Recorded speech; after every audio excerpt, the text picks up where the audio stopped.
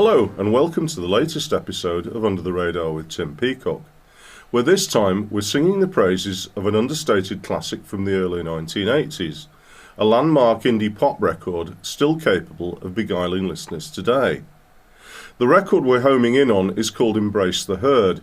It was first released in 1982 by estimable UK indie label Rough Trade and credited to a group called The Gist. However, the name was more of a flag of convenience, as The Gist was really the brainchild of guitarist, occasional vocalist and songwriter Stuart Moxham, a man who most dedicated left-field music fans likely still know best as the driving force behind acclaimed post-punk act Young Marble Giants. Indeed, it's impossible to reappraise Embrace the Herd without acknowledging the importance of this Cardiff-based trio. Active from 1978 to 1981, they featured Stuart Moxham, his bassist brother Phil, and vocalist Alison Staton, and collectively their small but perfectly formed body of work stripped rock of its excessive bluster and pared it back to a bare minimum.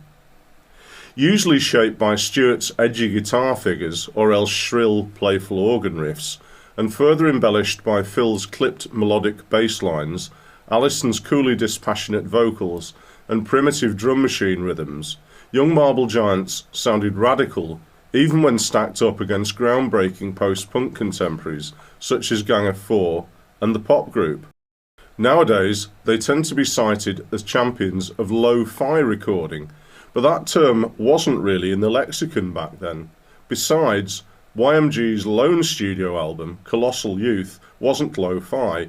It was recorded with crispness and clarity. It was simply that its deliberate sparseness ensured it sounded like no one else when it was first released in 1980. Also, despite the band's unassuming approach, critics and fans really noticed Colossal Youth. It rose to number 3 on the UK's then newly established independent chart, and Young Marble Giants went on to tour Europe and America, sometimes sharing stages with contemporary acts such as Cabaret Voltaire. However, after a couple of additional releases, the Final Day single and the all-instrumental Test Card EP, Young Marble Giants abruptly split, preserving their legacy in amber but frustrating fans on tenterhooks for more of the same. Those prepared to wait around were rewarded with something equally special with Embrace the Herd, though it was first released with little fanfare in 1982, and it initially slipped through the cracks. It took Stuart Moxham a while to piece together, partly because he wasn't sure which direction his post-Young Marble Giants music should take, and also because he needed to recover from a severe motorbike accident. In the end, he made a record which now feels like a logical and adventurous successor to Colossal Youth.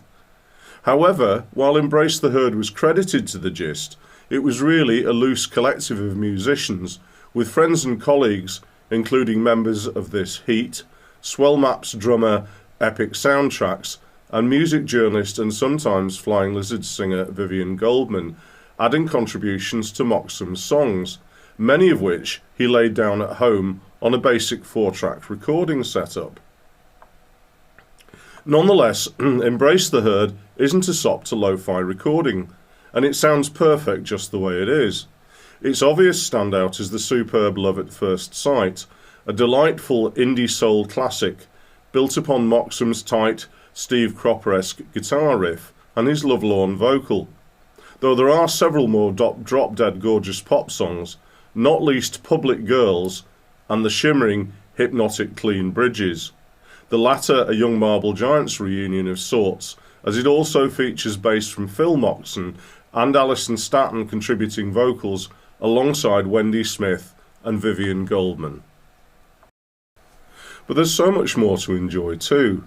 Indeed, further Embrace the Herd highlights are plentiful, with the elastic Talking Heads-esque funk of The Long Run, the dub-enhanced 4-minute Warning, and the playful Far Concern all worthy of note, along with the instrumental Fretting Away, which wouldn't have sounded out of place on Young Marble Giants' Test Card EP.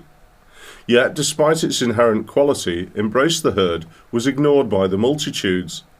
In fact, it became the last record Stuart Moxham made for a decade before he returned to the fray in suitably unsung fashion with 1992's Signal Paths, this time credited to Stuart Moxham and the original artists. In the meantime, Embrace the Herd began to attract wider attention after French singer Etienne Daho's 1986 cover of Love at First Sight, issued as Paris Le Fleuret, became a hit in continental Europe.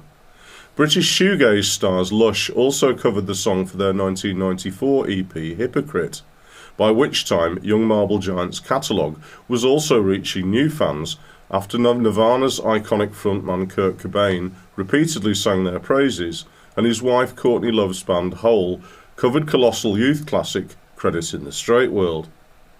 Embrace the Herd also began to enjoy acclaim from a wider public after a 1990s retrospective in Mojo magazine led to reissues of the album by Rykodisc Records in 1999, Cherry Red in 2007, and 1972 Records in 2013.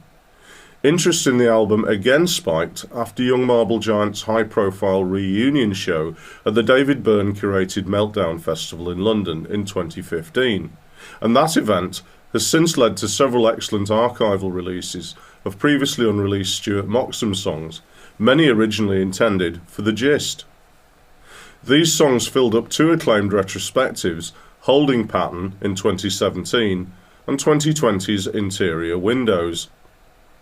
Then, long-term fans received another wonderful surprise in 2024 with the release of a third collection, Fabstract, that assembled a further clutch of jewels from the vaults of both Young Marble Giants and the Gist. As Whispering and Hollering writers Christopher Nosnibor's review of this title said, Fabstract is a substantial document which showcases a unique songwriting talent, and it absolutely is. Happily, these retrospective releases have provided unlimited reasons to be cheerful for Stuart Moxham fans, but the best news is that they have also encouraged the man himself back into the limelight. Indeed, several months prior to filming this episode, Stuart released an all-new album under his own name, Winter Sun. It was issued through the Tiny Global Productions imprint, and it supplies us with an infinite thrill to confirm that it again showcases Stuart Moxham at the very peak of his songwriting powers, almost half a century after he first revealed that quiet really can be the new loud. So that's all for this episode of Under the Radar with Tim Peacock. Please join us next time, though, as we reappraise a turn of the 80s classic from an iconic New York band which, despite selling well, confused the critics of the day.